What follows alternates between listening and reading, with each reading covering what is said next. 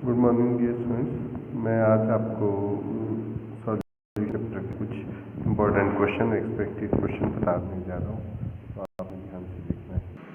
First question देखो कि आपको ऐसा क्वेश्चन आ सकता है कि suggest the most important type of intermolecular attraction interaction in the following pair.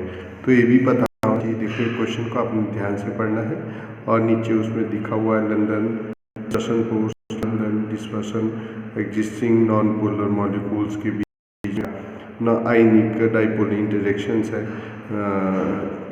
Methanol और एसीटोन के बीच में पोलर है मॉलिक्यूल है, डाइपोल डाइपोल इंटरेक्शंस है।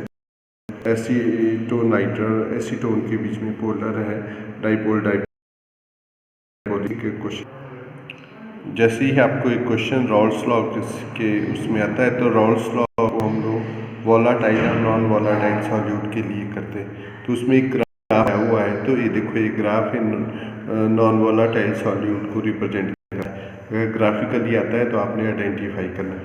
ऐसे ही आपने नीचे देखना कि जो ग्राफ है वो वोलाटाइल सॉल्यूट के लिए आ रहा है।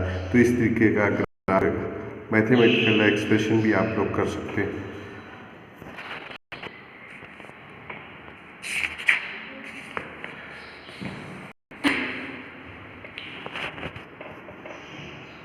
और जो नेक्स्ट क्वेश्चन है आपको comparison between the Rawls law and the Henry law. तो ऐसा क्वेश्चन भी आ सकता है आपके पास, ठीक है। तो आपने सिमिलरिटी भी बतानी, उसके डिफरेंस बहुत ईजी है। P A is equal to P nought A X A Raoult's law होता है, P A is equal to K H और एक्स ए हेनरी लॉ होता है हमारे पास, जबकि पी नॉट ए और के एच के बीच में बहुत डिफरेंस होता है। तो और आप इसकी एप्लीकेशन भी कर सकते हैं। सबसे ज़्यादा इम्पॉर्टेंट क्वेश्चन है आपके पास आइडियल नॉन आइडियल सॉल्यूशन में पॉजिटिव और नेगेटिव डेविएशंस के बीच में डिफरेंस। आप अगर यहाँ पर आता है तो ग्राफिकली आप इसको ऐसे कर सकते हैं इस सॉल्यूशन से।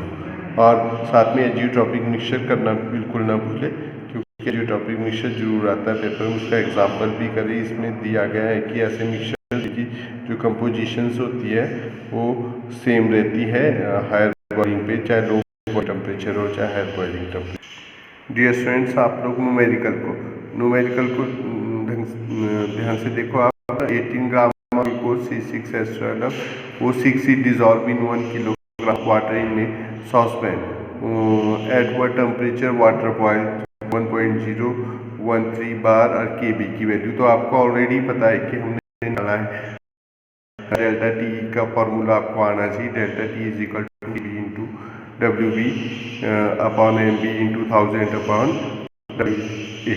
तो आपने उस वैल्यू को भर देना है और उसको कैलकुलेट कर लेना है। ये क्वेश्चन बहुत आसान है, सिर्फ फॉर्मूले में ही आपने पुटअप करना है। दूसरा क्वेश्चन भी आप देख सकते हो कि प्रीवियस ईयर के पेपर में भी आया हुआ है बॉइलिंग पॉइंट ऑफ बेंजीन वाला, तो आपने इसको याद रखना है। आप बहुत आराम से सेम फॉर्मूले हैं दोनों के, उसके बेस पे आप इसको कर सकते हैं। एक जो मोस्ट इम्पॉर्टेंट क्वेश्चन है वो है explain by an addition of 1 mole of NaCl to 1 litre of water the boiling point of water increases while addition of 1 mole of methyl to 1 litre of water decreases its boiling point. तो ये ऐसे होता है। तो ये तो volatile है non volatile, तो आप आराम से इसको कर सकते हो और कैसे इंक्रीज करेगा डिक्रीज करेगा थ्योरेटिकली आपने इसको देखना है। अदर मोस्ट इम्पॉर्टेंट क्वेश्चन है कि what is the molar depression constant. Paper में जरूर आएगा ये, आपने लिखना भी, डेरिवेशन में भी लिखना है।